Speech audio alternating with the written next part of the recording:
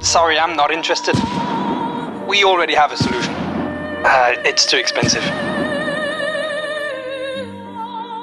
Our sales team has booked thousands of meetings through cold calling. This is by far the least crowded channel you should be leveraging if you haven't already. But every time, it's the same process. You grab their attention, you pitch, and then come the objections. Think about it. When you're calling them out of the blue, they're on guard and need time to process. That's why, in 90% of cases, they raise objections. Spoiler alert, it's always the same 9 objections over and over again. So in this video, we're breaking down each one, what they really mean, and, most importantly, how to handle them. We did the work for you. So next time you face these objections, you know exactly what to say and never miss an opportunity to book a meeting.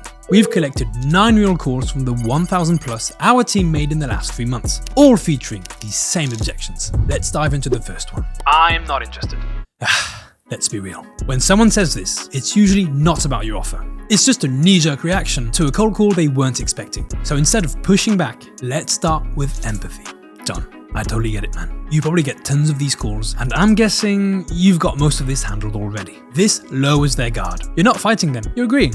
Now, if you want to make it fun, try flipping the script. Oh man, I guess I'm reading the room here, right? Let me know if I'm not. Sounds like I just came across the grimiest person alive. Can I have a second chance? This makes them laugh and keeps the conversation going. But if you want to get to the root of their objection, the best thing is to use a pattern interrupt. Hey, just so nobody from my team bugs you again, is it that you already know what we do and it's just not a priority right now? Or did I just catch it the worst possible time and you're not a fan of cold calls? This forces them to think and give you a real answer. Now, instead of just shutting you down, they're engaging, and that's your opening. Objection number 2. Can you give me some information? Just email me. There's a bunch of reasons why someone might say, just send me an email. Maybe they hate phone calls. Maybe they're busy and just can't talk right now. Or maybe they're brushing you off and won't read a word you say. Here are 3 ways to handle this objection. Approach number 1. Agree with a twist. Yeah, totally. I'd be happy about that. I'll put something together for you later today. Is there any specific info you would be happy to know? Now you're back in control of the conversation. It keeps them engaged and gives you insights into their needs. Either you spot a real need and get to a call, or you send such a tailored email they'd feel silly not to reply. Approach number 2, make it low risk. Alright, I'll send the email, but I'll also drop a quick 5-minute placeholder for the same time tomorrow. If you've got questions, we can run through them. If not, just decline the invite. No hard feelings. Promise. This lowers the bar, makes it easy to say yes, and still moves things forward. Approach number 3, call it out. Can I ask you something, Carl? Are you actually reading your emails? I know how busy you are, and my email will fall into a trap. That's why I'd suggest we just take 15 minutes and I'll walk you through how it works. If it's not your thing, I'll leave you in peace forever. Fair? This one's bold, but it feels human. It works because it's honest. It ain't much, but it's honest work. Objection number 3. Not a priority right now. When someone says this, they're not saying no. They're saying they don't see a reason to change. Your job is to get them to think differently. So instead of challenging their choice directly, challenge their entire process. Get them to walk you through it, because once they do, inefficiencies will surface on their own. Start with, just so I don't miss anything, can you walk me through how you currently handle specific process? As they explain, listen for trigger keywords you know you can bring a solution to, especially manual work, inefficiencies, or bottlenecks. Then you zoom in on them. So you're handling that manually, right? Just to get a sense. How long does it usually take? The moment they realize it takes way too much time, they start questioning their own process. Let's take an example with a sales engagement platform like Lemlist. Just so I don't miss anything, how do your reps currently follow up the leads? They manually send emails, track responses, and follow up based on who engages. So each follow-up is done manually, right? Just out of curiosity, how much time does it take per lead? Not sure. Maybe 10 minutes per lead across multiple touches? And how many new leads are coming in each week? Around 150. So that's 25 plus hours a week just sending follow-ups. Now you get their problem. Then it's time for you to shine. How? With this glorious sentence. Eric, mind if I make a suggestion? Then you do a personalized pitch for them. Objection number 4. We already have a solution. We use a competitor. This is one of my favorites. And to handle it well, focus on a use case you know they need. Something your competitors can't do, but you can. Prepare one question that hits where it matters. It will itch your prospect so much, he'll be dying to scratch it. Here's how that sounds. Oh, you're using SalesLoft. Mind if I ask you something? Your team altogether isn't sending more than 30 emails a day or anything like that, right? Of course we send more. Right, that's exactly why companies like Mindy and Accolade switched to Lemlist. We support inbox rotation. If your teams are sending 30 plus emails a day from the same domain, your domain is getting burned. Your probably hitting spam 9 times out of 10. If you want better results from outbound, your emails need to land in the inbox first. With email rotation across multiple sending addresses, you fix that. My guess is you're probably not ready to switch, but would you be open to just taking a look so you know what's out there and maybe see how you can save your deliverability? The goal? Guide them towards realizing a gap exists, because once they do, they'll be open to hearing your solution. Remember, you diagnose a problem they didn't know they had. Make them realize the impact of it, then and only then they're receptive. Objection number 5. No budget, it's too expensive. Well, price objections aren't always about money. They're about logistics or priorities. Your job isn't to help them find more budget, but to get them to see your solution as important enough to shift money that already exists towards it. Start by understanding if budget is truly locked or it's just not a priority.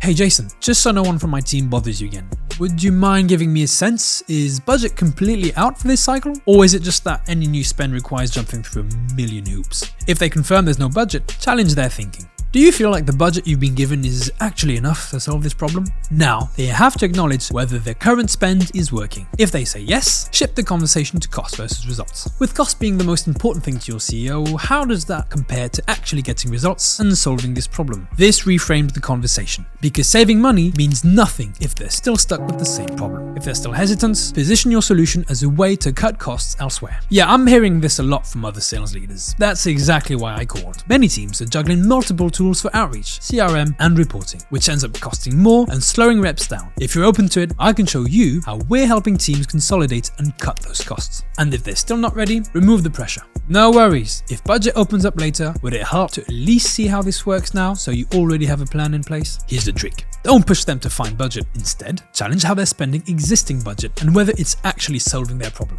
One more thing, sometimes it's not about the budget itself, but the logistics of how they spend it. They might have the money, but can't commit a large amount up front. This is a fake objection that you can manage with payment terms. Yeah, no, I totally get that, Jason. I've seen this come up before. Not because the budget doesn't exist, but because it's already allocated. Quick question. If there was flexibility on how payments were structured, would that change things for you? Don't miss opportunities because of that. Objection number 6. I need to talk to my boss, or I need to think about it. When someone says this, they're not necessarily rejecting you. They just need more confidence before moving forward. Your job is to understand what's holding them back. Okay, John, I hear you. I'm guessing you want to take your time before making an important decision, right? Let them agree, then dig deeper. Since you're already on the phone, I'm curious. What specifically do you need to think about? Maybe I can help answer any questions right now so you have everything you need to decide. If they need to check with their boss, offer to make it easier. That makes total sense. If it helps, how about we schedule a quick call with your boss so I can walk them through the details. That way, I can answer any questions directly instead of putting you in the position of having to explain everything yourself. Would that make things easier? This removes friction, keeps the momentum going, and increases the chances of moving the deal forward since you bring the decision maker into a call directly. Objection number 7. It is not my responsibility. I don't handle that. When someone says this, don't end the conversation. Use it to find the right person and get a warm intro. Yeah, totally, Mark.